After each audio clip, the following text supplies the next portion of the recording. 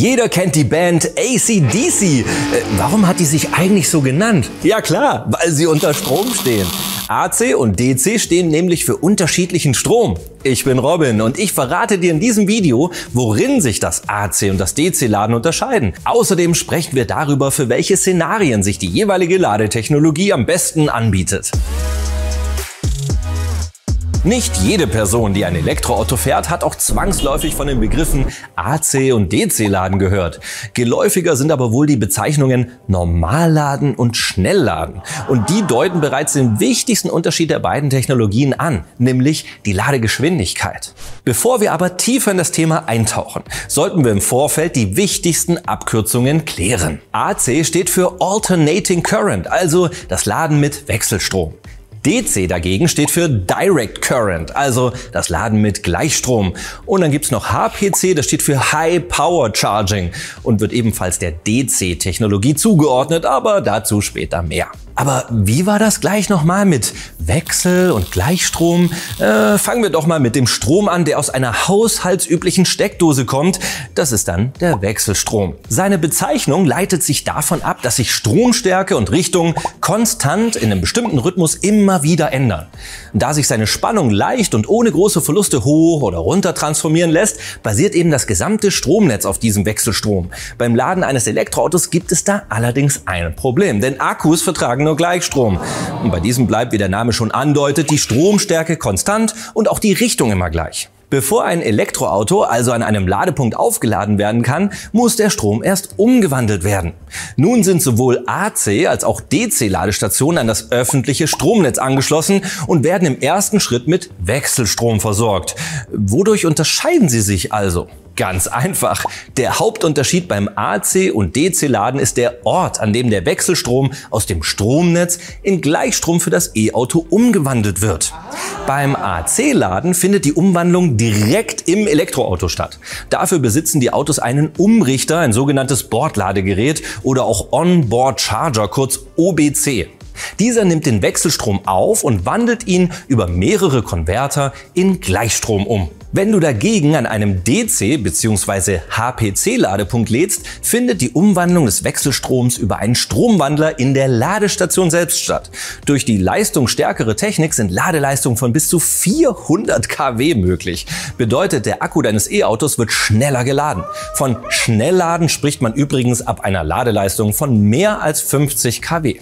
Ach, eine Sache noch, bevor wir weitermachen. Auf diesem Kanal erhältst du alle Informationen rund um erneuerbare Energien und Tipps, dein Leben grüner zu gestalten, egal ob du dich für den Einstieg in die E-Mobilität interessierst oder dein Zuhause nachhaltiger gestalten möchtest. Hier wirst du auf jeden Fall fündig. Und wenn du keine Folge mehr verpassen willst, jetzt einfach den Kanal abonnieren, noch die Glocke drücken, dann verpasst du keine spannenden neuen Videos mehr.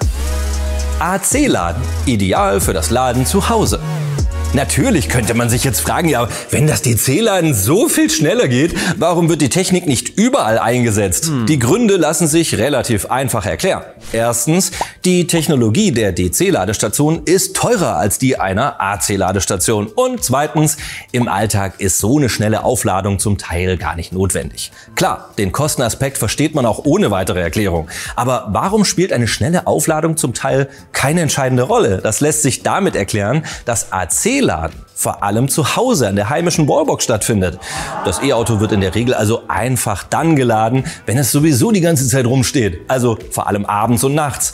Ob die Aufladung dann mehrere Stunden dauert, ist ja dann eher irrelevant. Darüber hinaus sind Wallboxen mit einem Preis von 500 bis 2000 Euro nicht nur relativ günstig, sondern in ihrem Aufbau so kompakt, dass sie nahezu überall installiert werden können. Ihre Leistung beträgt in der Regel entweder 11 kW oder 22 kW. Dabei hat sich eigentlich die 11 kW Wallbox als Standard etabliert. Abhängig von der Größe des Akkus dauert die Aufladung deines Elektroautos zwischen 4 und 10 Stunden. Schließt du deinen Stromer also abends nach der Arbeit an die heimische Wallbox an, dann ist der Akku am nächsten Morgen, wenn du also wieder los musst, voll geladen.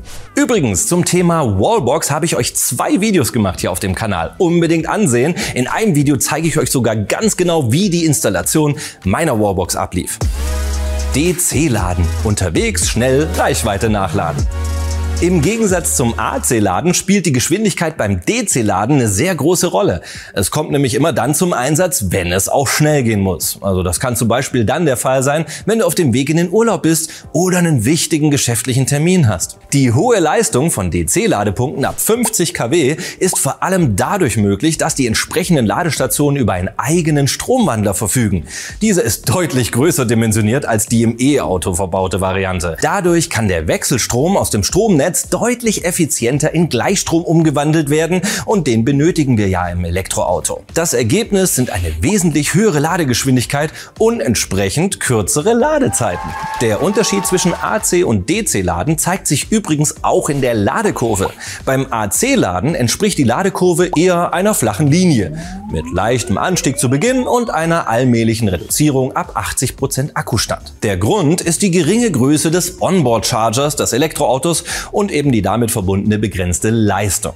Stellt man der AC-Ladekurve jetzt eine DC-Ladekurve gegenüber, dann wird die höhere Ladeleistung direkt deutlich. Das Batteriemanagement des Fahrzeugs regelt flexibel die Ladeleistung in Abhängigkeit verschiedener Faktoren wie Temperatur und Ladezustand des Akkus.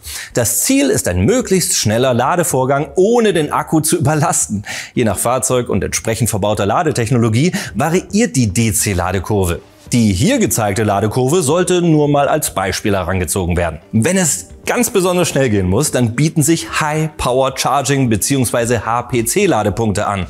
Und die ermöglichen Ladeleistung von bis zu 400 kW. Um so eine hohe Ladeleistung überhaupt nutzen zu können, benötigt man allerdings auch ein Elektroauto mit einer entsprechenden Ladetechnologie. 400 kW kann aktuell aber noch gar kein Elektroauto ausreizen. Allerdings kommen einige Modelle wie der Lucid Air mit einer Ladeleistung von bis zu 350 kW, der Porsche Taycan in den Ausführungen Turbo S und 4S Plus mit bis zu 270 kW oder auch der Hyundai Ioniq 5 mit bis zu 240 kW schon relativ nah dran. Im Idealfall laden Modelle wie dieser bis zu 100 Kilometer Reichweite in nur 5 Minuten.